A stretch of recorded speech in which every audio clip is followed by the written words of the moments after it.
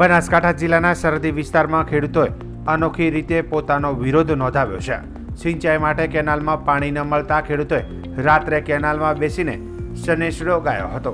ખેડૂતોએ કોરી કેનાલમાં બેસીને ગાયેલા સનેસડામાં નહેરમાં પાણી નથી આવતું જેવા શબ્દોનો ઉપયોગ કર્યો હતો। આ રીતે તેમણે સરકાર સુધી પોતાનો અવાજ પહોંચાડવાનો પ્રયત્ન કર્યો છે। ખેડૂતોના આ અનોખા વિરોધ પ્રદર્શનનો વિડીયો હાલ સોશિયલ મીડિયા પર વાયરલ થઈ રહ્યો છે। સિંચાઈના પાણીની સમસ્યાથી પરેશાન ખેડૂતોએ લોકગીતના માધ્યમથી પોતાની વ્યથા વ્યક્ત કરી છે। આ વિરોધ પ્રદર્શન દ્વારા તેઓ સરકાર પાસેથી કેનાલમાં પાણી છોડવાની માંગ કરી રહ્યા છે। નેરમાં પાણી નથી આવતું અને તપેલીમાં મેલ્યો સા ડોહા સોરે વાતો કરતા